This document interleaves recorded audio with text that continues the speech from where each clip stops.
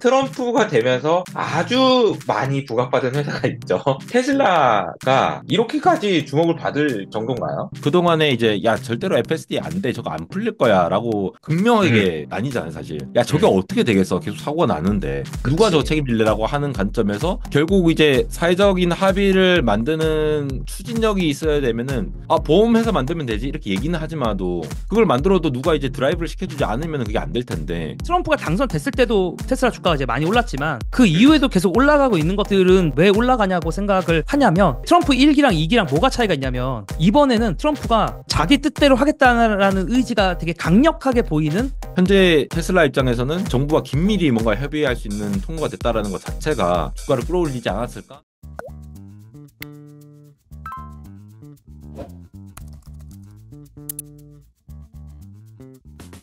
AI 시대, 이게 반도체에 집중됐었는데, 요즘에 이제 반도체 말고 이제 소프트웨어 봐야 된다, 뭐 이런 얘기들도 좀 있는 것 같고요. 안태님 보시기에는 AI라는 키워드로 내년에는 또 무슨 일이 있을까요? 일단은 사실 그러니까 하반기를 그냥 제가 느낀 점만 얘기하자면 상반기만큼의 놀라움이 있지는 않았던 것 같아요. 와우, 포인트는 없었어요. 네네. 왜냐면은 이제 애플 인텔리전스가 좀 실망을 약간 줬던 것 같고, 온 음, 디바이스로 이제 가져야 되는데, 그게 일단 하나의 실망 포인트고, 그 다음에 이제 그나마 좀 기대를 모았던 게 오원이죠. 오픈 AI에서 만든 그게 이제 추론이 되면서 상당히 다양한 것들이 가능하다. 이제 이런 얘기가 나왔었고, 근데 그래서 스케일링의 법칙이 계속된다라는 얘기들도 있었습니다. 참고로 이제 스케일링의 음, 법칙이라는 거는 컴퓨터를 더 때려 박으면 서버를 더 때려 박으면 인공지능이 똑똑해진다. 성능이 좋아진다. 이제 요거인데 오원 뭐 알겠어요. 근데 이게 약간 좋은 거 알겠는데 지금 그게 너무 가성비가 너무 안 맞는 것 같아요. 그러니까 좋은 거 알겠는데 그러면 내가 바로 쓸 수 있어? 너무 오래 걸려요. 사용하는데 너무 오래 음, 걸리고 비용이 너무 커. 그러니까 저는 그냥 지금 제가 일반적으로 쓰는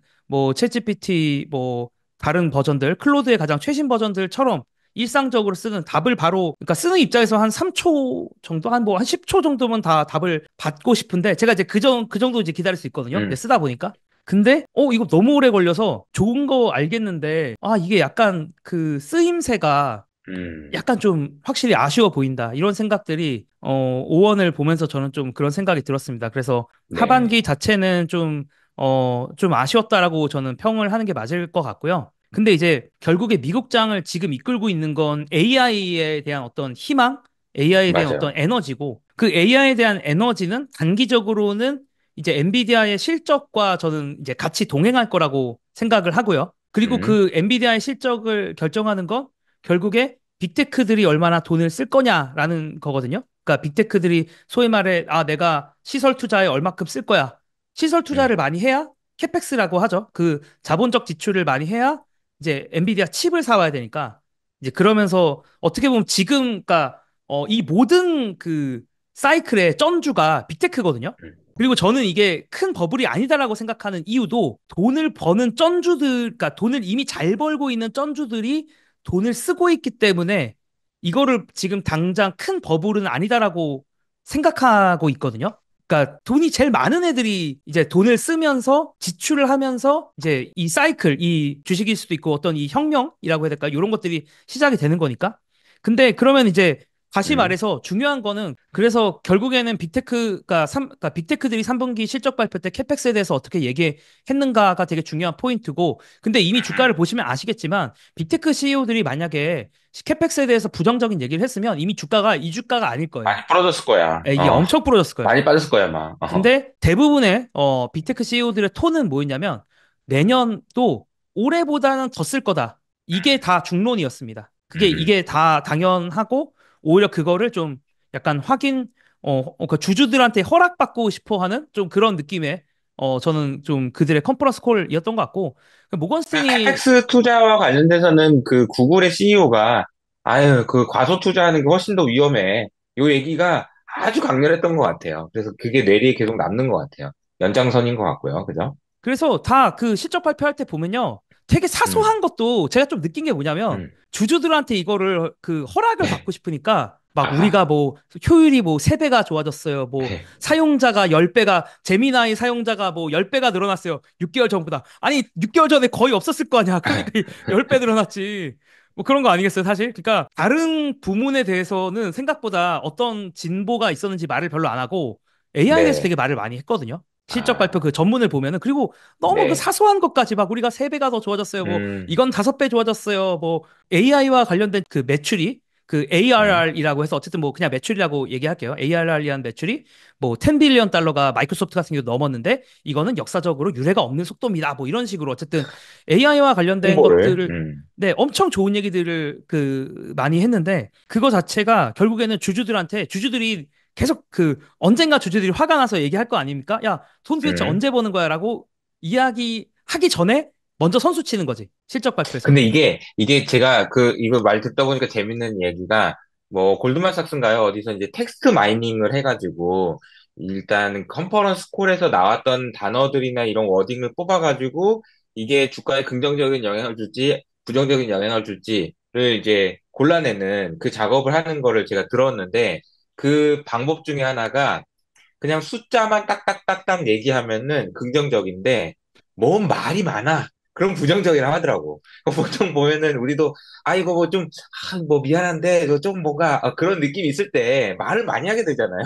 단테니 얘기했다는 그 포인트인 것 같은 게, 아직 우리가 AI를 많이 투자하는데, 여기서 돈은 안 나와요. 근데 좀 더 가야 돼. 왜냐면 여기서 내가 투자하다 멈추면, 구글이 저기 애플한테 지면 우리 끝나요. 그런 느낌 아닌가 싶어요. 그죠?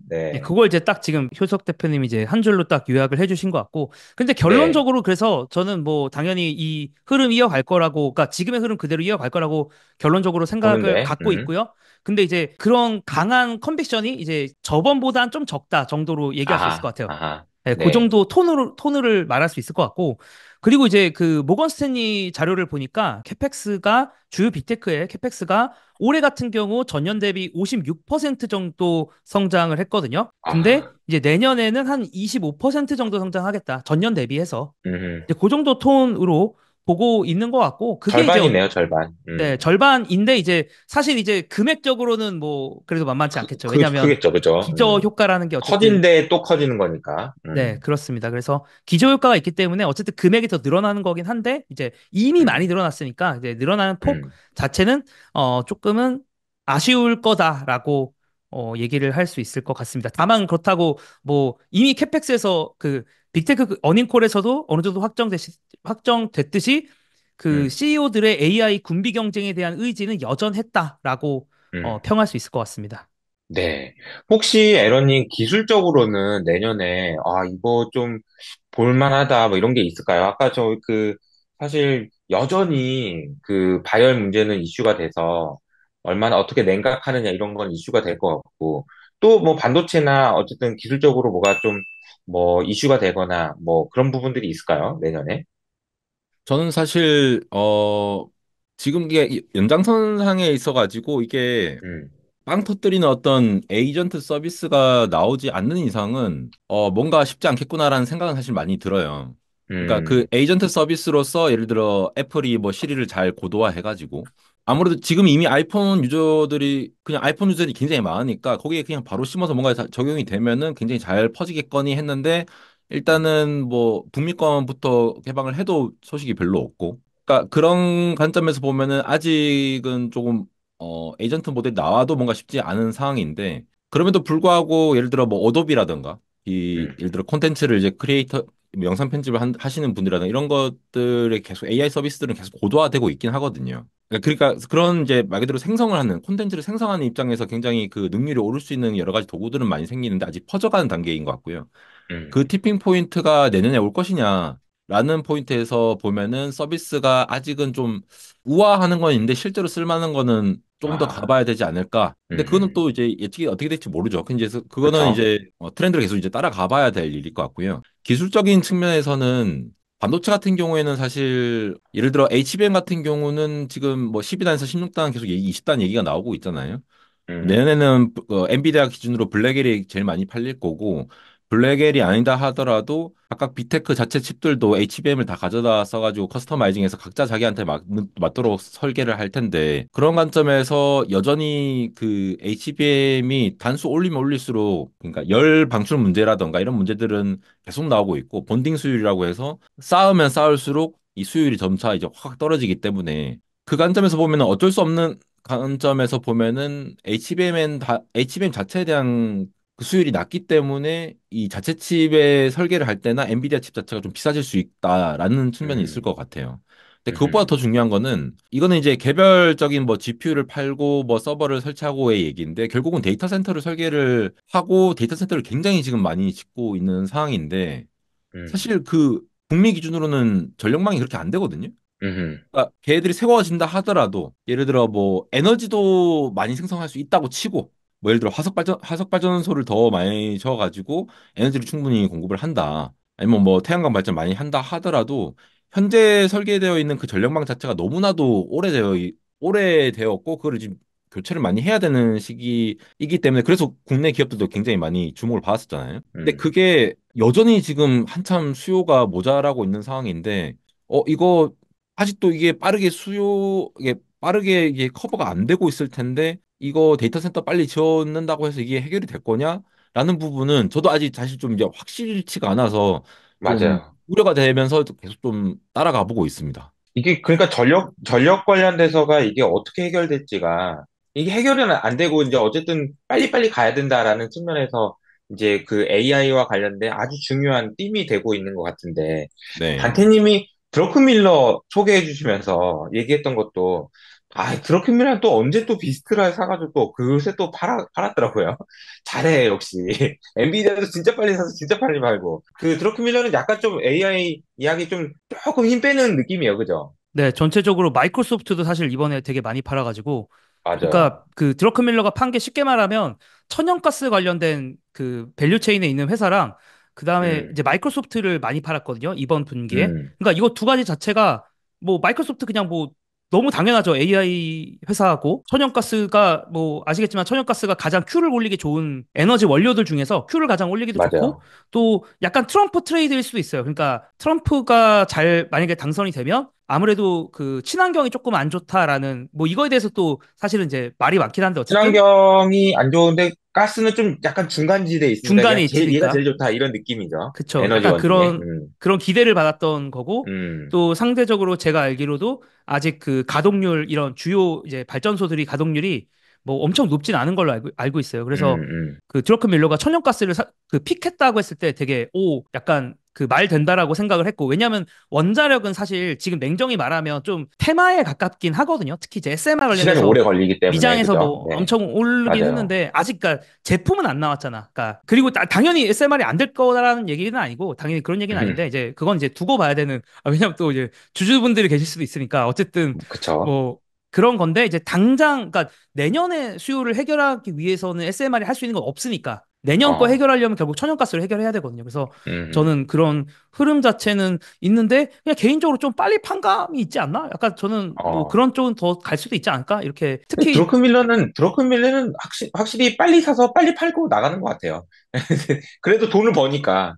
엔비디아도 뭐 좀 아쉽긴 하지만 6배 벌었어. 뭐 이런 느낌이잖아요. 막 그런 게 아닌가. 그런 생각도 듭니다. 어쨌든 전반적으로 단테님도 그렇고 에러님도 그렇고 AI에 대해서 옛날처럼 막 와우 막 이런 포인트는 별로 없다라는 생각을 하고 계신 것 같아요. 오픈 AI에서 최근에 뭐 소라 관련돼서 또 영상이 나왔는데도 엄청나긴 한데 조회수 보니까 관심도가 많이 떨어졌다 이런 생각이 좀 들어요. 못 보신 분들도 있는 것 같고. 그런데 반대로 트럼프가 되면서 아주 많이 부각받은 회사가 있죠. 테슬라 이야기를 이제 또 넘어가면 좋을 것 같은데요. 테슬라가 이렇게까지 주목을 받을 정도인가요? 어떻게 생각하세요? 단체님 먼저 여쭤볼까요? 트럼프가 당선된 이후로 테슬라 주가. 모든 주식회사가 전 그렇다고 생각하는데 지금 하고 있는 거랑 음, 지금 하고 있는 어떤 현금 흐름 그리고 결국 앞으로 만들어낼 현금 흐름 이거가 합쳐서 어떻게 보면 현재 기업 가치잖아요. 근데 이제 음, 그런 관점에서 테슬라가 냉정히 그냥 지금 그 숫자 찍힌 것만 봤을 때는 살짝 아쉬운 음, 부분들은 있지만 이제 앞으로 할 음. 것들에 대한 기대가 있는 것 같고 근데 그 기대에는 뭐 모두가 전 동의할 거라고 생각하는데 결국에는 완전 자율주행 FSD라는 게 있고 근데 이제 그 FSD라는 완전 자율주행에서 가장 큰 어떤 장애물이 어떻게 보면 네, 규제긴 했거든요. 맞아요. 네, 규제였고 근데 그래서 저는 이게 물론 머스크가 뭐 자기 뭐 저기 아들이라고 해야 되나 어쨌든 아들이 뭐 성전환을 했느니 뭐 이런 이슈들도 있었지만 저는 어, 되게 그런 뭐랄까 그 머스크가 트럼프를 도왔던 거는 경제적인 요인도 분명히 있었을 거다. 그런 베팅도 있었을 거다라고 생각이 들어요. 그래서 왜냐하면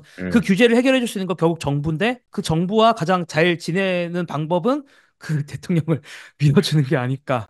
뭐 이런 음, 생각을 뭐 바로 이렇게 생각이 그냥 흘러가잖아요. 그래서 그렇고 그런 데다가 이게 더 테슬라 주가가 그러니까 트럼프가 당선됐을 때도 뭐 테슬라 주가가 이제 많이 올랐지만 그 음, 이후에도 계속 올라가고 있는 것들은 전 왜 올라간다냐 왜 올라가냐고 생각을 하냐면 트럼프가 그 주요 부처에 이제 사람들을 한 명씩 임명을 하잖아요. 근데 이제 트럼프 1기랑 2기랑 뭐가 차이가 있냐면 아, 트럼프 1기 때는 모르겠어요. 트럼프도 될 줄 몰랐을 수도 있고 그냥 그런 어, 준비가 잘 안 되다 보니까 그냥 공화당의 주요 인사들을 이제 그 올렸단 말이에요. 그냥 음, 공화당에서 원래 이제 이쪽은 내가 잘 알아. 이런 사람들을 이제 주요 그 보직에 배치를 했어요. 근데 트럼프 2기는 뭐가 다르냐면 내 말 잘 들을 사람. 그러니까 그 아예 1기 때는 그래서 1기 때 이제 자기 주요 보직에 있던 사람들이랑 소통도 잘 안 되고 트럼프 뜻대로 많이 못한 것들도 있어요. 그러다 보니까 그러니까 실무자들이 내 의견과 일치하지 않으면 어떻게 맞아요. 진행을 하겠어요. 근데 트럼프 2기에 사람들이 한 명 한 명 임명되는 걸 보니까 이번에는 트럼프가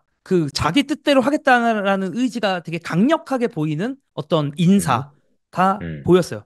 그러면은 이걸 다시 이제 테슬라로 넘어가면 어 이게 트럼프가 대통령이 되고 나서 그냥 뭐 말로만 우리가 테슬라 잘해줄게, 뭐 테슬라 잘해줄게를 떠나서 그냥 뭐 자율주행 관련된 거 뭐 이런 거 그냥 우리가 뭐 적당히 음, 잘해줄게로 끝날 수도 있는데 사실 많은 정치들이 그렇게 끝이 나지만 지금의 음, 트럼프의 초반의 행보를 봤을 때는 지금 주요 사람들 임명하는 거 보니까 자기랑 말 잘 통하는 사람 임명하는 거고 결국에 그 뭐 도지라고 있죠. 그것도 결국에 일론 그쵸. 머스크한테 주고 이런 거 보니까 추진력도 있을 것 같고 일론 머스크를 밀어주는 것도 확실한 것 같네라는 생각을 사람들에게 하게 만든 것 같아요. 그래서 그 교통부 장관도 보면은 주요 그 아젠다 중에 하나가 자율주행 관련된 규제 풀어주겠다 이거예요. 근데 규제를 풀어주기 위해서는 사실 굉장히 많은 작업들이 필요하거든요. 뭘 어떻게 풀어줄지를 정해야 되니까, 그죠? 네. 네, 그래서 뭐 너무 당연한 것 같습니다. 그러니까 FSD가 되는 순간부터 이제 저는 훨씬 더 음, 많은 차별화를 당연히 보여줄 거라고 생각을 하는데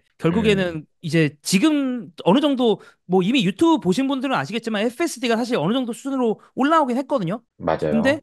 이걸 이제 더 풀어준다의 이제 영역인 음, 것 같고 또 아마도 이건 슬픈 얘기긴 하지만 아마도 사고도 날 거예요, 사실. 아하, 왜냐하면 어떻게 사고가 제로일 수는 없는 거니까 확률적으로. 근데 그런 음, 순간에도 사고가 났을 때도 이제 정부가 이 규제적으로 어떻게 대처하느냐도 되게 중요할 것 같은데 그런 음, 점에서도 아무래도 이제 자율주행을 하려고 하는 기업들의 편을 들어줄 가능성이 높고 뭐 그중에 가장 이제 최전선에 있는 게 테슬라니까 뭐 시장이 그거를 또 알고 있는 거고 근데 어차피 또 저는 이게 뭐 사실 해리스가 됐어도 중국이 지금 이렇게 하고 있는데 뭐 맞아. 아마 중국 얘기해 주실 것 같긴 하지만 중국이 이렇게 하고 있는데 미국이 이렇게 소극적으로 했었어야 되나? 약간 저는 사실 그 생각이 원래도 있긴 했었는데 제가 어쨌든 얼마 전에 그 네. 현대차 그룹에서 중국에 가가지고 화웨이의 자율주행 시스템을 경험하고 오신 분들 얘기 들어보니까 장난 아니라고 하더라고요. 장난 아니어서 와 이게 진짜 중국이 이 정도라고 막 이런 느낌이었다고 하더라고요. 그러니까 그만큼 사실은 아까 이제 단태가 슬픈 이야기지만 사고가 날 거라고 얘기했지만 중국은 이미 사고가 많이 나오고 있을 텐데 분명히 우리가 모르고 있는 그런 상황인 것 같고 그런 식으로 지금 중국은 굉장히 빨리 앞서 나간다 하기는 보다는 어떤 측면에서는, 물론 이제 기술적인 측면에서는 뒤질 수 있어도 실험을 하면서 이게 데이터가 어느 속도는 훨씬 더 빠를 수 있는 그런 상황이라서 테슬라와 그리고 일론 머스크 그리고 트럼프가 생각하고 있는 규제 완화가 이게 해야 되는 일일 수도 있겠다라는 이야기들이 좀 나오고 있는 것 같긴 합니다. 근데 에러님도 이번 주에 그 자율주행과 관련된 영상 올려주셨는데 이제 1단계부터 5단계까지 각 나라별로 다 그 규제하고 이런 게 또 다 달라요. 그죠? 근데 이제 네. 미국이 좀 좀 어떤 상황이고 이게 만약에 규제가 진짜 풀어주면 테슬라가 좋긴 좋겠죠? 그렇죠. 이제 일단은 그거를 사업 어, 성과를 내기 위해서는 규제가 일부 풀려야 되고, 일단 구글 웨이모는 지금 뭐 피닉스 지역이라든가 샌프란시스코, LA 이런 데서 지금 하고 있잖아요, 자율주행을. 맞아요. 예, 완전 그렇게 자율주행이라고 했는데 그 보면은 뭐 60km 이하 혹은 30km 이하에서만 완전 자율주행 뭐 이런 그죠. 거 돼 제한된 있더라고요. 조건 하에서 제한된 어떤 조건 하에서. 지역이라든가 뭐 이제 속도 제한이라든가 이런 게 주어져 있는 상태에서 제공되었던 것도 그것도 어떻게 보면 이제 릴리즈를 해준 거니까. 사실 뭐 일론 머스크가 바라고 있는 거는 현재 FSD 수준이 뭐 실제로 그냥 이제 정해진 그 베타 드라이버들이 그냥 타고 다니는 정도는 충분히 된다라고는 얘기하고 있지만, 사실 여론과 정책상에서 그게 아예 안 되고 있는데, 아예 정부가 나서서 뭐 예를 들어 특정 지역이라던가 갑자기 뭐 미국 전체가 다 풀리진 않을 거잖아요. 근데 어쨌든 그 정도 수준에 되는 것들에 대해서 뭔가 제도적으로 뭔가 마련을 한다라고 하면은 테슬라 입장에서는 더 많은 더 양질의 데이터를 잘 얻을 수도 있겠죠. 특히나 음, 우리가 보면은 그 사실 뭐 반도체라든가 어떤 제품 만드는 측면에서도 비슷한 부분이 있는데 우리가 예를 들어 아이폰을 하나 만든다. 아이폰을 만들었는데 이 아이폰이 절대로 고장이 안 나도록 만들 수는 사실 없잖아요. 여러 가지 이게 그렇죠. 결국은 세트 제품이고 예를 들어 메모리가 고장 날 수도 있고 디스플레이가 고장 날 수도 있고 각각의 어떠한 이 뭐 ppm 단위의 어떤 그 에러 관리 수준이 있을 텐데 불량률 관리 수준이 있을 텐데 음, 걔네들을 이제 복합적으로 봤을 때 이 복합적인 이 릴라이빌리티 신뢰성이 어느 정도 되느냐를 항상 그 특정한 퀄리티 퀄 기준으로 잡아서 그거를 패스한 것들만 제품 판매를 하거든요. 보통 이제 음, 제조회사 그 제품 제조회사들은 다 그렇게 하는데 사실 이게 이제 뭐 아날로그적으로 보면은 기계 자체가 뭔가 뭐 공장의 뭐 온도가 너무 뜨겁다라거나 기계 자체의 어떤 결함에 의해서 약간 뭐가 이제 안 맞을 수도 있는 거고 그렇게 하다 보면 어떤 제품들은 불량률이 높을 수도 있는데 그걸 알면서도 예를 들어 뭐 ppm을 뭐 이제 한 50 이하로만 관리한다 혹은 이제 1 ppm 이하로 관리한다 빡센 거는 그런 음, 식으로 제품을 관리를 하고 일단 불량이 날 걸 알면서도 내보내듯이 그게 이제 기업 입장에서는 수익성이 될 거고 사회 조직 이제 정부 입장에서는 리스크가 관리가 되는 범위 내에서 뭔가 합의가 되어야 될 텐데 그러한 것들을 예를 들어 제도적으로 예를 들어 보험 회사를 이제 만든다든지 지금 뭐 테슬라가 중국에 가가지고 보험 뭐 회사 만든 뭐 이런 얘기들이 나오고 있잖아요. 결국 이제 사회적인 합의를 만드는 그런 추진력이 있어야 되면은 보험회사 만들면 되지. 이렇게 얘기는 하지마도 그걸 만들어도 누가 이제 드라이브를 시켜주지 않으면 그게 안 될 텐데. 현재 테슬라 입장에서는 현재 일론 머스크가 이제 아예 도지를 이끌게 되고 그러면서 정부와 긴밀히 뭔가 협의할 수 있는 통로가 됐다라는 것 자체가 그동안에 이제 야 절대로 FSD 안 돼. 저거 안 풀릴 거야라고 댓글만 봐도 음, 극명하게 나뉘잖아요, 사실. 야 저게 음, 어떻게 되겠어. 계속 사고가 나는데. 누가 저 그치. 책임질래라고 하는 관점에서 그러한 부분들이 어느 정도 해지가 될 수 있구나라는 가능성을 보여준 것만으로도 뭐 저는 뭐 이제 경제 전문가가 아니지만 뭔가 네. 그러한 기대감이 또 이렇게 많이 이제 주가를 끌어올리지 않았을까라는 생각을 하게 되더라고요. 이게 그냥 규제 풀어줘 그렇게 끝나기가 어려운 이유가 이게 레벨 2하고 레벨 3를 넘어가는 그 경계에 진짜 모호함이 있기 때문인 것 같아요. 그러니까 그죠? 운전대를 잡아야 돼 뭐 이런 거에 이제 책임이 누구 책임이야? 이제 운전자 책임이 아니면 자동차 만드는 회사의 책임이야. 이게 이제 넘어가는 그 묘한 경계. 그러니까 그걸 어떻게 풀어주느냐? 이게 이제 그 규제의 놈이 아니겠습니까? 그렇게 쉽지 않다는 거죠. 그렇죠. 그래서 그거에 대해서 뭔가 어쨌든 그거를 누가 추진할 거냐 하면은 원래 요즘 대기업들도 사실 그렇잖아요. 뭔가 부서 바이 부서로 별로 각자 것만 너무 붙잡고 있으면은 합쳐서 음. 얘기할 때는 이제 뭐 흔히 사일로 현상이라고 하죠. 그쵸, 그러니까 그쵸. 사일로 현상이 있으면은 전체가 잘 안 돌아가는데 아예 이제 탑바텀으로 위에서부터 아, 뭔가 기술 리더십을 딱 갖고 예를 들어 젠슨 황이 아니면은 뭐 리사스 어, 박사가 이렇게 딱 이끌어가지고 이렇게 가자라고 할 수 있는 그 전체적인 그 이제 테크 트렌드와 기술력에 대해서 이해가 높은 사람이 있다고 하면은 그리고 사회 전반적인 그런 합의가 필요한다는 걸 알고 있다고 하면은 사실 일론 머스크가 그런 대표적인 CEO 중에 한 명이잖아요. 그래서 그렇구나. 그런 네. 관점에서 이끌어 줄 수 있는 게 있다라고 하면은 그런 부분들이 좀 빠르게 진행될 수 있을 가능성이 있겠다라고 기대를 할 수 있는 부분이 있다라는 거죠. 그렇네요. 네. 테슬라 주가가 뭐, 워낙 좋고, 그리고 이제 기대감들이 이제 나오는 상황이라서, 어쨌든 이번에 그 빅테크들이 트럼프냐 아니면 해리스냐 어쨌든 후원금을 내니까 지금 미국은 확실한 게 같은 게 확실히 돈 내고 돈 낸 만큼 돌려받고 이런 게 확실한 것 같은데 이게 이제 트럼프 그러니까 일론 머스크 같은 경우는 아예 100% 그냥 트럼프한테 줘버린 것 같고 나머지 빅테크들 이제 흔히 뭐 구글이나 애플 이런 회사들 같은 경우에는 이제 민주당 쪽으로 좀 더 후원금을 많이 줬던 것 같아요. 그래서 벌써 구글이 뭘 또 벌을 받는 건가 아닌가 이런 생각이 좀 들기도 하는데 어떠세요? 단테님 보시기에는 이 트럼프에 돈을 안 줬던 그 빅테크들 좀 힘들어지는 건가? 그러니까 저는 이해는 가거든요. 그러니까 왜 네, 그렇게 했는지가 이해가 가냐면은, 그러니까 일반적으로 그냥 이제 그 정부가 공화당이 조금 더 규제를 좀 풀어주는 그런 음, 정부고, 그다음에 민주당이 조금 더 규제를 이제 좀 이렇게 더 많이 하는 그런 네, 경향이 있잖아요. 그리고 아무래도 민주당이 조금 더 그 빅테크들에 대해서 전통적으로 조금 더 뭐랄까, 야, 너네 좀 쪼개, 너네 어, 자를 거야, 막 이런 얘기들을 많이 해왔으니까, 그러니까 쉽게 말하면, 그러니까 우는 애한테 떡을 더 준다라는 그런 어, 느낌으로 저는 후원금의 차이가 그렇게 난 게 아닐까라는 생각을 좀 하기는 했었고요. 근데 너무 차이가 나는 거 아닌가? 뭐 이런 생각이 또 들긴 하는데.